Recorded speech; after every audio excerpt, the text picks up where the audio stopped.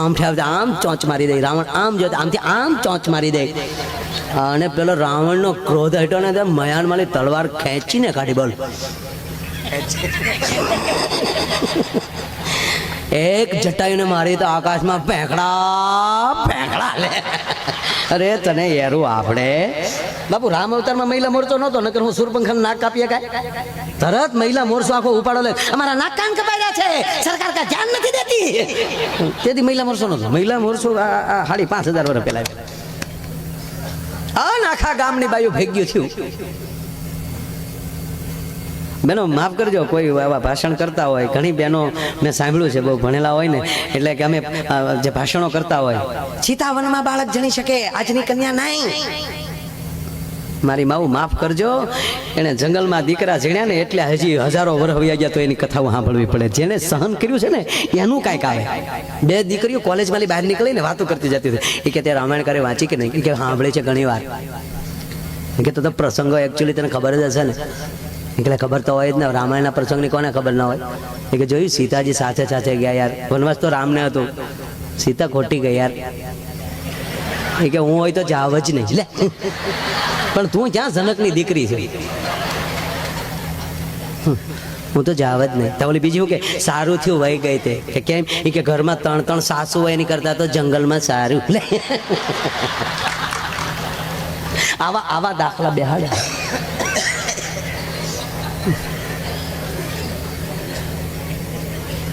એવા બધા મહેસાણા બાજુ જે રામાયણ વાંચે છે, રામ લક્ષ્મણ ને જોનકી વનમાં જ્યાં રાવણ હરણ કરીને હેડ્યો, ઘણી રાયડો નાખી બચાવો બચાવો, પણ ત્યાં કોણ સાંભળાય?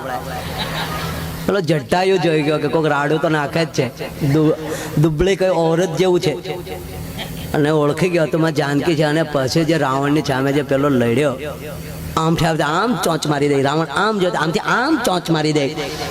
અને પેલો રાવણનો ક્રોધ હટ્યો ને મયાનમાંની તલવાર ખેંચીને કાઢી. બોલ, એક જટાયુને મારી તો આકાશમાં ફેંકડા ફેંકડા લે. અરે તને યારું આપણે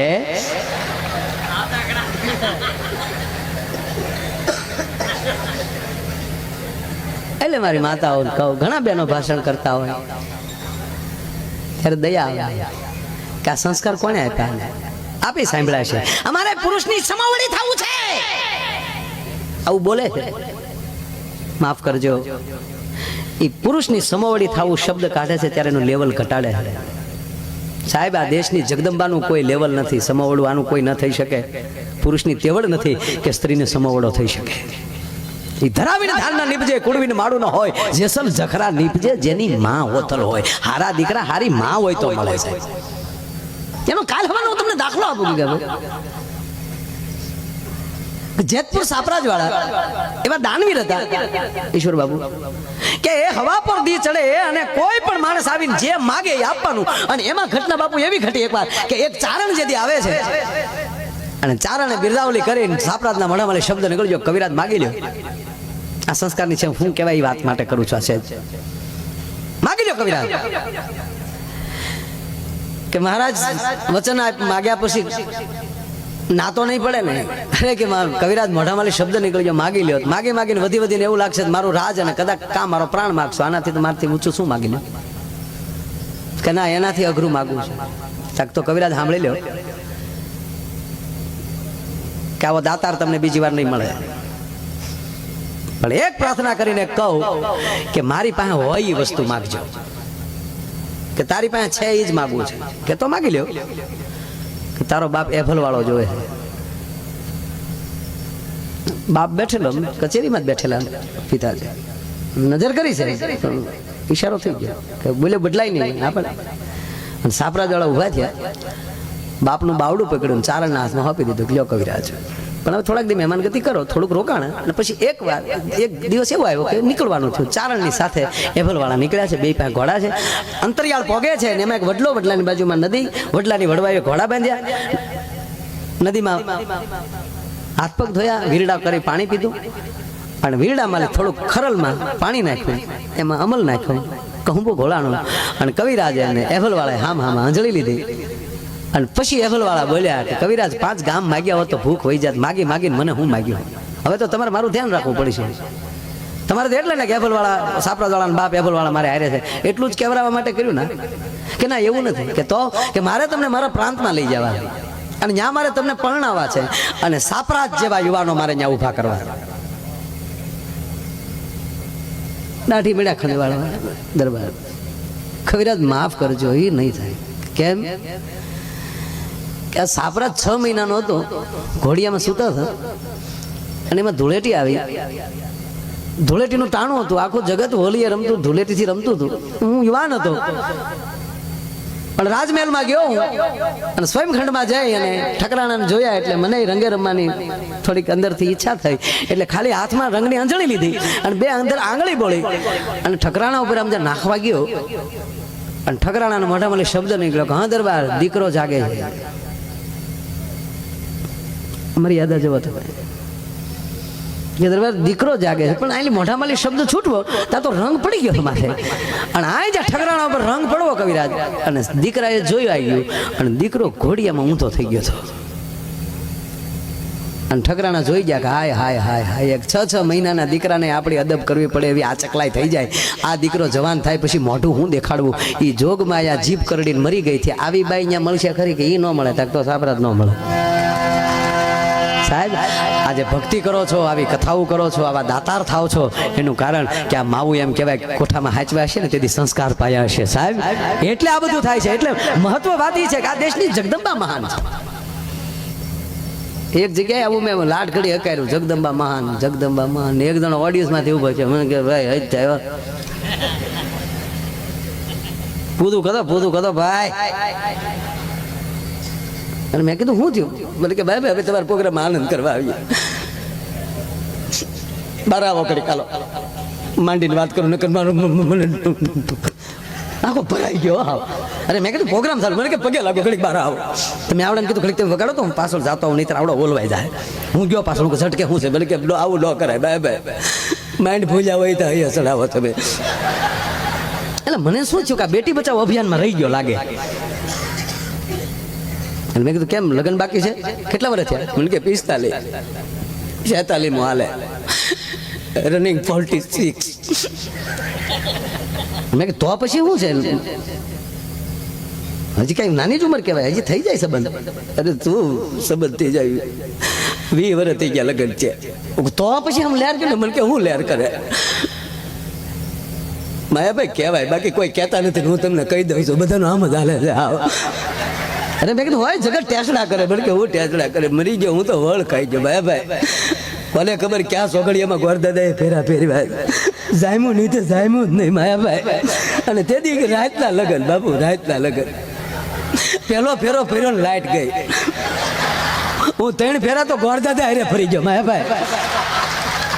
હજી કારક ગોરદાદાના ફોન આવે ફિલ્મ જોવા કેદી જાવું એમ. ગોર ભેગું જામ્યું પણ ઘરવાળી હારે ન જામ્યું માયાભાઈ.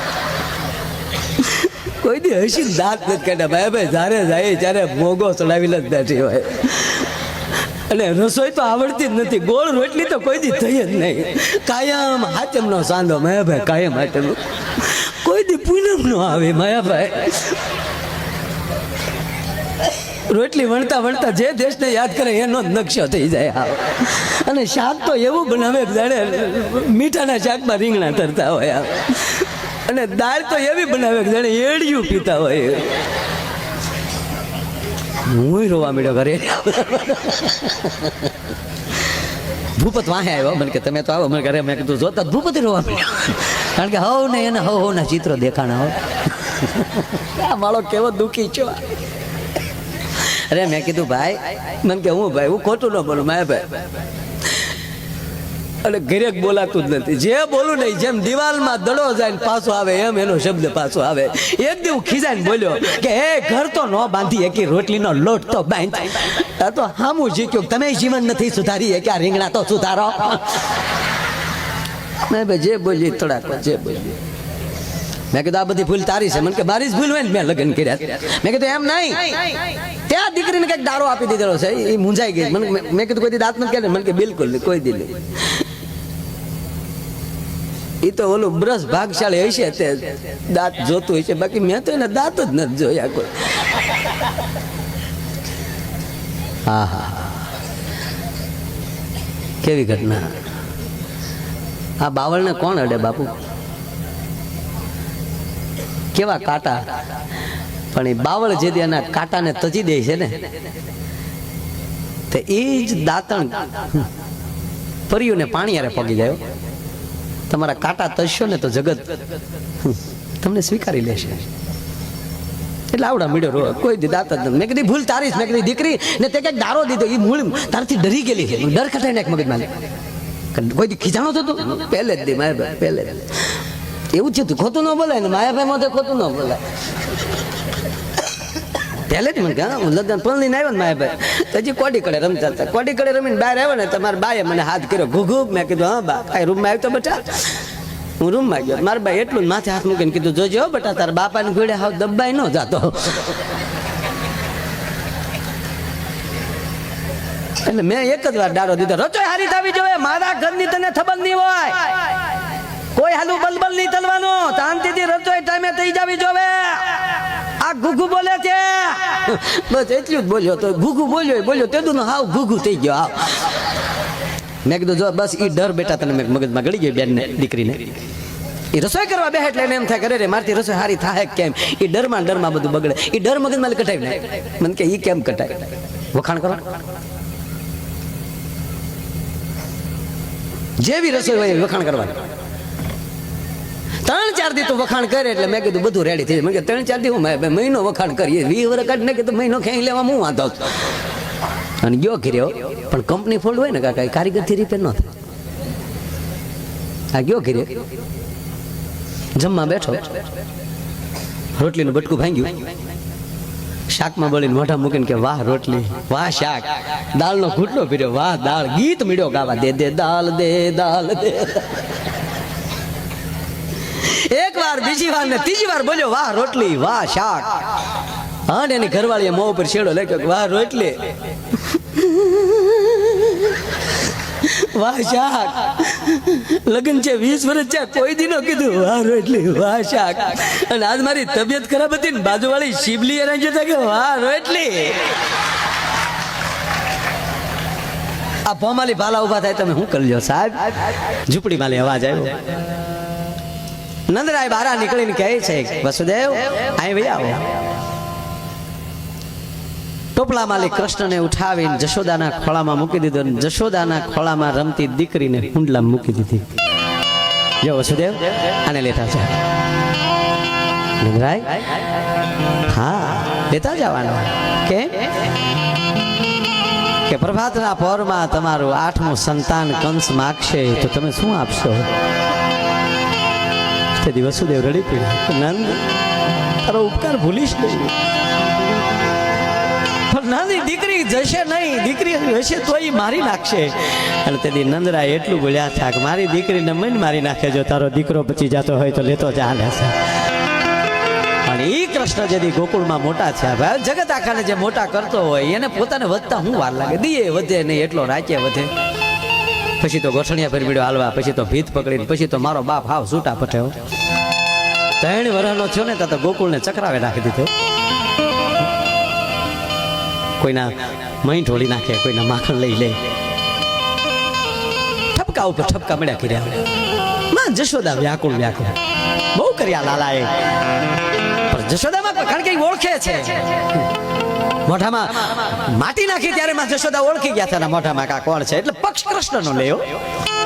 જે કોઈ બાઈ આવે, કોઈ ગોપી આવે, કોઈ વ્રજનારી આવીને કે માં દીકરો તમારો દીકરો અમારા માખણ ખાઈ ગયો, અમારા મય ઢોળી નાખ્યા, એટલે માં જશોદા એટલું કે ભૂખ બળી તમારા માખણમાં અમારે 9 લાખ ગાયું છે અને તમારા માખણ ખાવા હાલો હાલો નીકળો. પછી બાયું બધી મૂંઝાણી. માં જશોદા ઠપકો નથી સાંભળતા, હવે કરવું શું? એટલે એને નક્કી કર્યું કે આપણે એક કામ કરો, ઘરે ઘરે દરેક કોઈ ઘર ખાલી ન હોવું જોઈએ, ઘરે ઘરે વડીલને મૂકી દો. કપાસિયું વાળા, કફ વાળા બધાને કયો ઘરે રહી એક. એટલે પછી મંડળ આખું મૂંઝાણું કાકા. મંડળ આખું મૂંઝાને કીધું કે હવે શું કરવું? ઓલો કે મારી દાદીમાં કર્યા છે, ઓલો કે મારા દાદા કર્યા. કૃષ્ણ કે ચાલુ તોફાન કર્યા વગર મજા નહીં આવે. તાક તો હવે યમુનાનો કાંઠો લઈ પાણી હેરડો, પાણી ભરવા તો આવશે ને ક્યાં જાય, આપણે તોડફોડ જ કરવી છે. એક એમ કહેવાય કે જાળવે ગઈ આ કૃષ્ણની ટોળકી બેસી ગઈ. ગિલોલીનું સંશોધન કાકા તે દી થયું. જેવી કોઈ બાઈ પાણી ભરીને નીકળે અને ફડાક દઈને એમ કહેવાય કૃષ્ણ કાકરી માળે, માટલું તૂટે. એમાં એક બાઈ પાણી ભરવા ગઈ, ખાલી બેડે પાછી હાલે આવે. સાંભળજો, ખાલી બેડે પાસે આવતી હતી પણ ઘટેલી. એમાં બીજી બાઈ અને વ્રજની બાઈ સામે મળી અને કીધું બાઈ ક્યાં ગઈ છે પાણી ભરવા? કે ખાલી બેડે કેમ? અને બાઈ જવાબ આપે કે કેમ જાવું પણ ઘટ પાણી ભરવા, સાહેલી પાણી ભરતા મારે કાન કાકરી રે.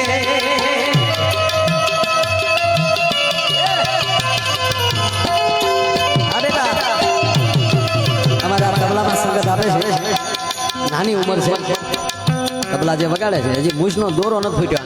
જોકે મૂછનો દોરો ફૂટવા દેતો નથી, પણ ખરેખર નાની ઉંમર છે. કે કેમ જાવું પણ ઘટ પાણી ભરવા, સાહેલી પાણી ભરતા મારે કાન કાકરી રે, કાન કાકરી રે, કાન કાકરી. એ બાયુને પાણી ભરવા કેમ જાવું? ને ઓલો નટખટ ઉભો છે એ કાકરી મારીને બેડું તોડી નાખે છે. પણ હમણાં ગાયું લઈને હોયો જાય, પછી પાણી ભરી આવશું. આનું નામ સમજણ. જેને અરે વાંધો હોય એ બજારમાં ઉભા હોય ત્યાં સુધી આપણે ત્યાં ન જવું જોઈએ.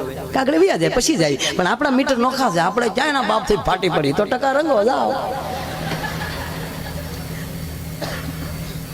હવે સાંભળજો, એટલે ઓલી વ્રજની બાઈ હતી, એને એમ કીધું કે હવે તને નથી લાગતું હદ થાય? કે કેમ? કે મહિના માટ નતો રહેવા દેતો અને હવે પાણી નથી ભરવા દેતો. અને એક એક બાયું જાય છે એટલે માં જશોદા આપણે સાંભળતા નથી ને. આખી વ્રજની બાયુને ભેગી કરી. આ મહિલા મોરચા સ્થાપના દિન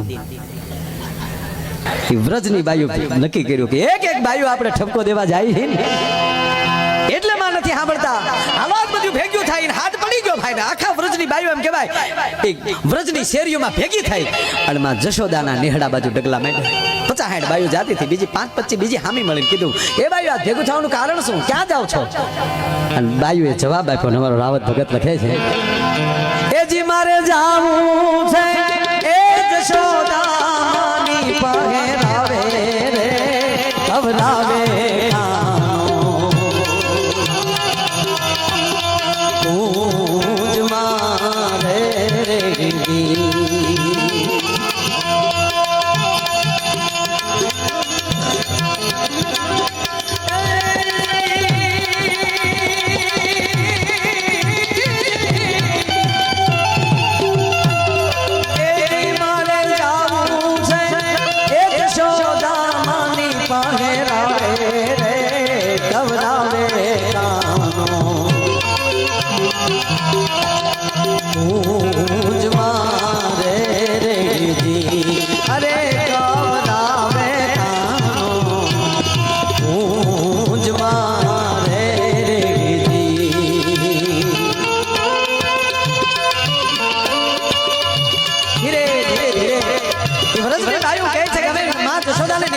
ઠપકો દેવા બોલ્યો કે હાલો અમે હાર્યા આવી. સાંભળજો સાહેબ, આખું ફળિયું માં જશોદાનું વ્રજની બાયુથી ભરાઈ ગયો. એમાં એક ગોપીએ હિંમત કરીને માં જશોદાને હાથ કર્યો, કારણ કે નંદરાણી છે, કોણ બોલા, કેમ કેવું, ફરિયાદ કેમ કરવી.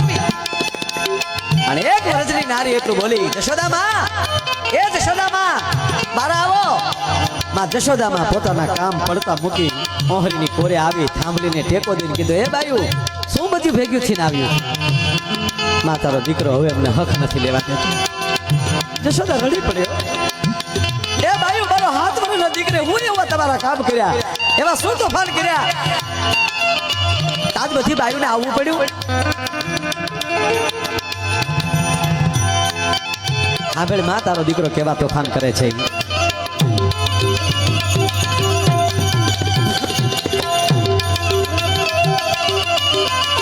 પ્રસંગોની મજા હોય છે, ઠીક છે, હાસ્ય બોલતા હોય, પણ આમ જે આવા પ્રસંગો સાંભળો છો ને અમે રાજી બહુ થાય મારા પાસે.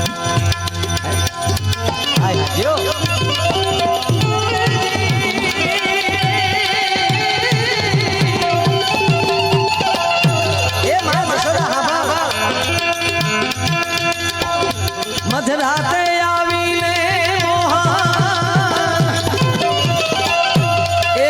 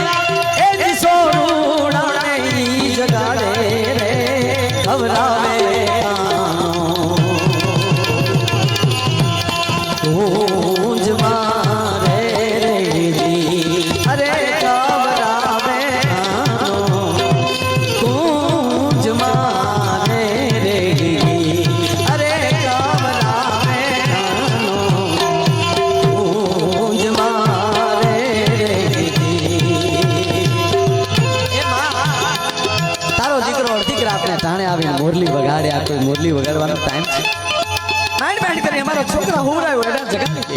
હવે હા બોલ હા જશોદા એટલું બોલ્યા કે બસ એક વાણી વગાડે એટલા જ તો થાય. એ રજની માઉ આ જશોદા તમને કહે છે હવે જો તમને નો ગમતો હોય તો મારા દીકરાને કાઢી દો. અને બીજી વાત તમે રોજ ફરિયાદ લઈને આવો છો કોઈ સાબિત નથી કરતી. હું જશોદા તમને કહું છું કે હવે તમારા હાથમાં આવે તો બે ઠપાક મારજો. મારી લાવો મારી પાસે. ગોપીઓ કે અમે આને મારીએ તારા લાલાને અમે મારીએ. માં મારવાની વાત તો ન્યા જાય પણ તારા ગોપાલની સામું કરડી નજરથી જોવાઈ ગયું હોય તો હું કે તને ખબર છે? ગોપી મિત્રો ચિત્ર જોજો તમે. કૃષ્ણનું ચિત્ર તમે જોજો. એ ગોળી તોડીને બેઠો હોય હાથમાં માખણનો લોંદો હોય એમાં વ્રજનારી આમ આવી ગઈ હોય હાથ એક હાથમાં માખણ ને બીજી આંગળી આમ કરીને કૃષ્ણ બેઠો. આ વ્રજનારી કહે છે હા ભાઈ હું કે આંગળી આમ કરીને તને ખબર છે કે ના? હા ભાઈ અમે અમને એવું કે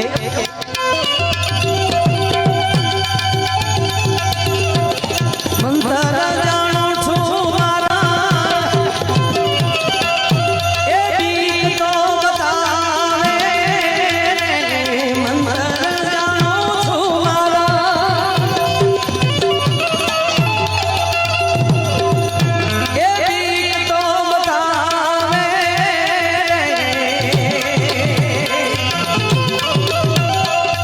એ મારા ભોળુડા એ જ ભારુડાને ભરમાવે રે ખવડાવે કાનો. ઊંજ મારે રે ગીધી અરે ખવડાવે કાનો. ઊંજ મારે રે ગીધી અરે ખવડાવે કાનો. ઊંજ મારે. એ બા જશોદા ઈ અમને એમ કે હવે જો મારી સામે કોઈ બોલ્યું તો મારી નાખવાના મંતર જાણું છું.